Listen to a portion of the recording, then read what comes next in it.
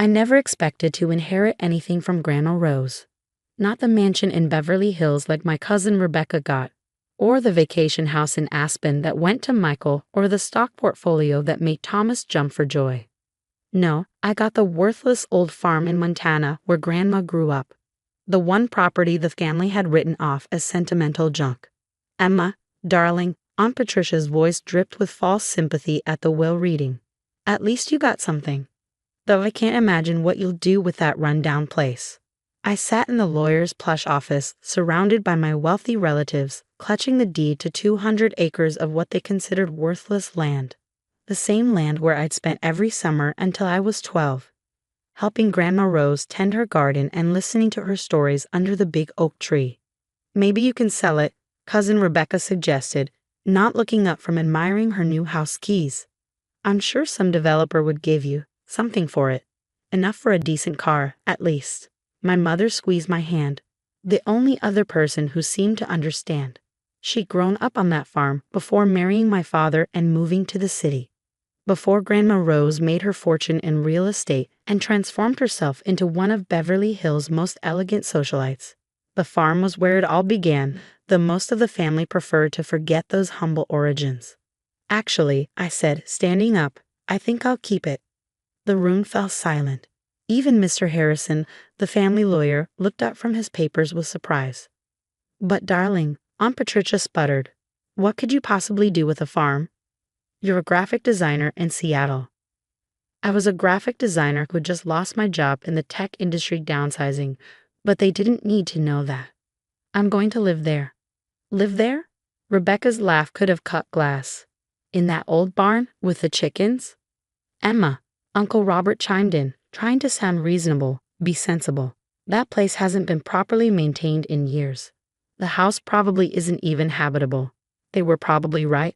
I hadn't been to the farm since I was 12, when Grandma Rose decided summers were better spent at cotillion classes and charity galas. But something in my gut told me this wasn't a mistake.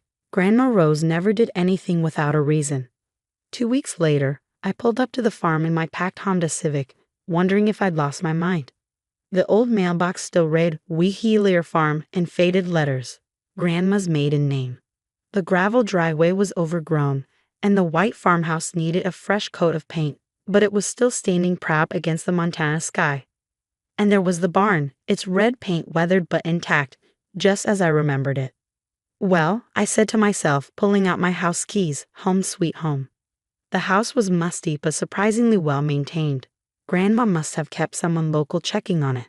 The furniture was covered in sheets, like sleeping ghosts of my childhood memories. Everything was exactly as I remembered, down to the old grandfather clock in the hallway still ticking away the hours. I spent that first day uncovering furniture and opening windows, letting in fresh air and sunlight. Each room held memories. The kitchen where Grandma taught me to bake pies, the living room where she'd tell stories of her early days in Montana, the creaky stairs I used to slide down despite everyone's warnings. But it was the barn that called to me. I'd always loved the barn.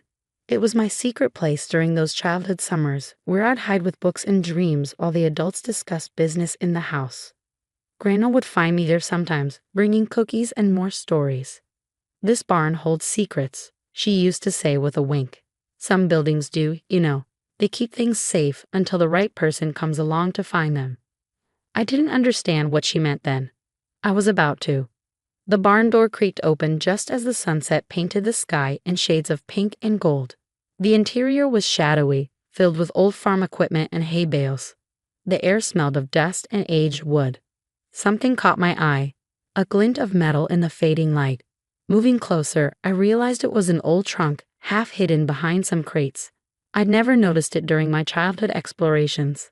The lock was old but well oiled, as if someone had maintained it. And there, hanging on a nail nearby, was a key. Inside the trunk, I found leather-bound journals, dozens of them, all in Grandma Rose's elegant handwriting. The first one was dated 1962, the year she turned 18. My hands trembled as I opened it. Dearest Emma, yes, my love, I'm writing this to you, though you won't be born for many years yet. I know you'll be the one to find these journals because you're the only one who truly understood what this farm means. Your cousins see only dirt and chickens. They measure worth in square footage and stock portfolios. But you, my darling girl, you see what I saw. The magic in growing things, the value in honest work, the wealth that can't be measured in dollars. What I'm about to tell you will change everything. The truth about our family's fortune, about this farm, and about why I chose you to inherit it. You see, this isn't just a farm. It's the key to something much bigger. My heart pounding, I read on. Each word felt like a revelation. A secret kept safe in this barn for decades, waiting for the right person, waiting for me. By the time I finished the first journal, night had fallen. Through the barn door, I could see lights in the farmhouse windows, making it glow like a beacon in the darkness. But I hardly noticed. My mind was racing with what I just learned. The family thought they knew how Grandma Rose made her fortune. Smart real estate investments in the 1970s, turning her into one of Beverly Hills' wealthiest women. They thought they knew why she kept this old farm. Mere sentimentality. They were wrong. So wonderfully, incredibly wrong. I looked around the barn with new eyes, understanding now why Grandma Rose had given me this inheritance. It wasn't just land and buildings.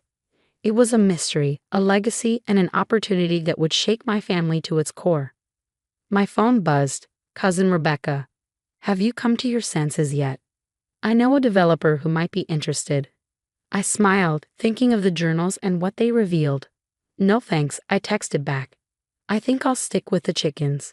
Part 2, Seeds of Fortune. I spent the next week reading Grandma Rose's journals, each one revealing another piece of an incredible story. The truth about our family's wealth wasn't in real estate deals or stock market gambles. It was literally growing in the soil beneath my feet. The farm, it turned out, was home to something extraordinary. In 1962, my grandmother discovered that certain herbs on her land had unique properties. Not just medicinal properties, though those were remarkable enough, but characteristics that made them invaluable to pharmaceutical research. Properties that, according to her meticulous notes, couldn't be replicated anywhere else in the world. The soil here is special, she'd written. Something in its composition, combined with the specific altitude and climate, creates conditions that can't be duplicated. I tested samples everywhere from Switzerland to South America. Nothing matches what grows here.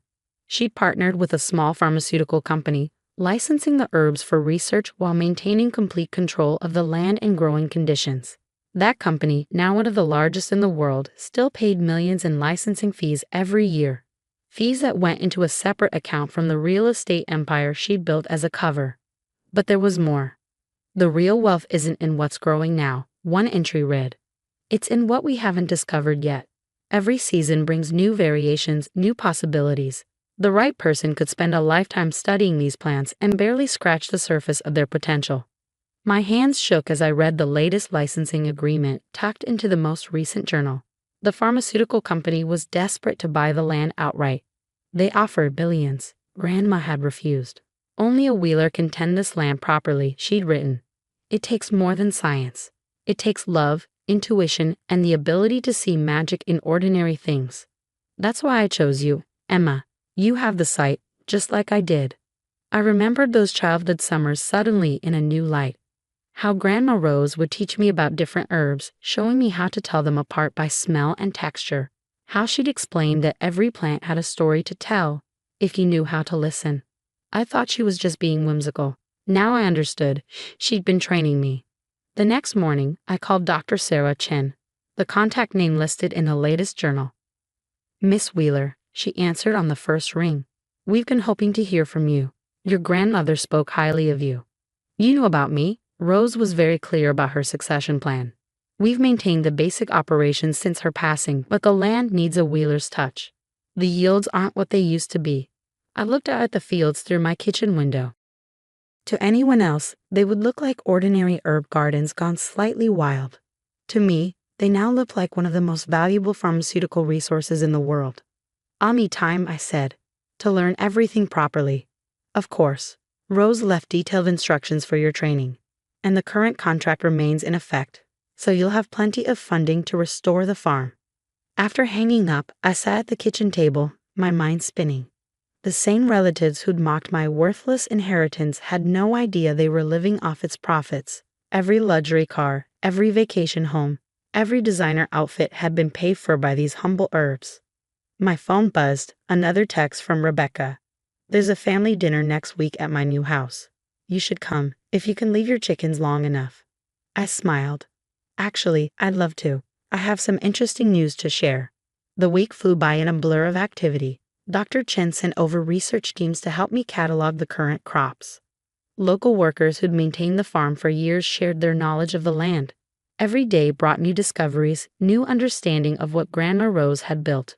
The night of the family dinner, I drove my dusty Honda Civic up Rebecca's perfectly manicured driveway. Through the windows of her massive new mansion, I could see the family gathered in all their designer glory. Emma, Aunt Patricia's voice carried across the marble foyer. We didn't think you'd come. How's farm life? The way she said farm life made it sound like a terminal illness. Fascinating, actually, I replied, accepting a glass of champagne.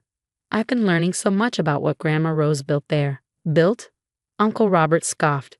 It's just an old family farm. The real wealth came from her real estate investments. I took a sip of champagne. Did you ever wonder where she got the money for those first investments? The room quieted. Even Rebecca looked up from her phone. What do you mean? My mother asked softly. She'd been unusually quiet since the will reading, as if she'd suspected something all along. I pulled out one of Grandma's journals, the one from 1970, documenting her first pharmaceutical contract. Maybe we should all sit down. This is quite a story. Over the next hour, I watched their expressions change from dismissal to disbelief to shock as I explained the truth about our family's fortune. The herbs, the research, the ongoing contracts worth millions each year. But that's impossible, Aunt Patricia sputtered. It's just a farm. A farm, I agreed, that 3 major pharmaceutical companies have tried to buy for billions. The same farm that's been funding this family's lifestyle for 50 years. Why didn't you tell us? Rebecca demanded.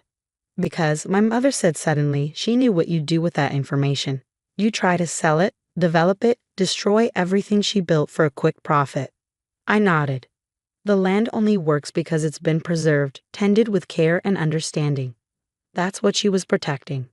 And she left it to you, Thomas said slowly, because you actually cared about the farm itself, not just its value. What happens now? Uncle Robert asked, his voice uncharacteristically humble. I thought about the fields waiting for me back home, the mystery still hidden in Grandma Rose's journals, the legacy she trusted me to continue.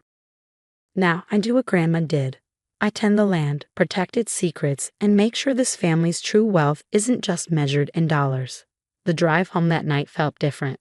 The stars seemed brighter over the farm, and the old barn stood like a guardian of secrets in the darkness.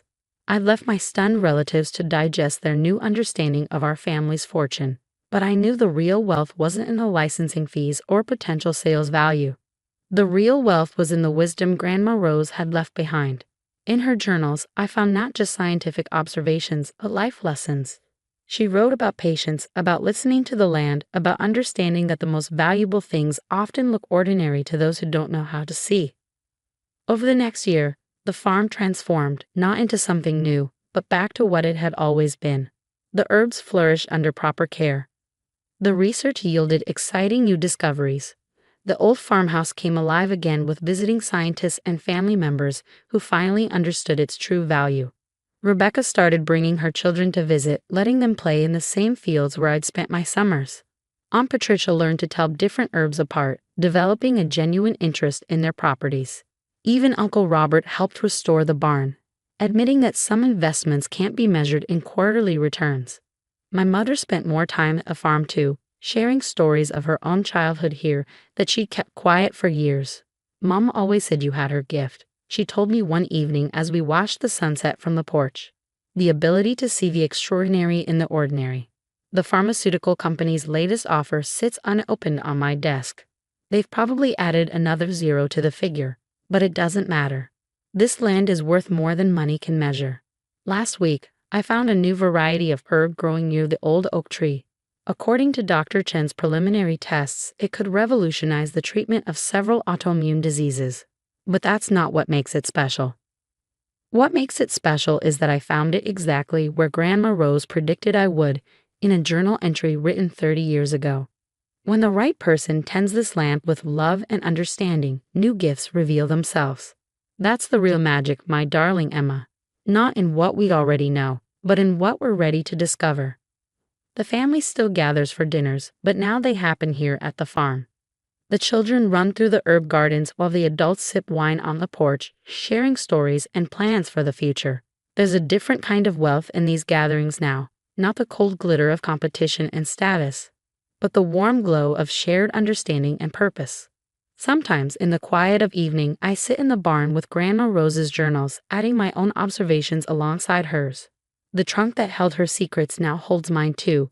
New discoveries, new possibilities, new stories to be passed down. Some buildings keep things safe, she wrote, until the right person comes along to find them. She was right, as she always was. This farm wasn't a consolation prize or a worthless piece of land. It was the heart of everything, our family's true legacy, waiting for someone who could see its real value. As for me, I finally found my place. Not in a high-rise office or a Beverly Hills mansion, but here among the herbs and healing plants, continuing the work of a remarkable woman who knew that true wealth grows from the ground up. The deed to the farm hangs framed in my office now, next to a photo of Grandma Rose in her garden. She's smiling that knowing smile of hers, surrounded by her precious herbs, looking exactly like what she was. Not just a wealthy socialite, but a keeper of secrets, a tender of magic, a woman who understood that the most valuable legacies aren't the ones you can sell, but the ones you choose to protect and nurture. The right person, she wrote in her final journal entry, doesn't ask what something is worth. They ask what it means. I know what she meant now, and every morning, as I walk through my fields under the Montana sky, I give thanks for this inheritance, not of money or status, but of purpose, understanding, and the chance to be part of something truly extraordinary. That's a wealth beyond measure.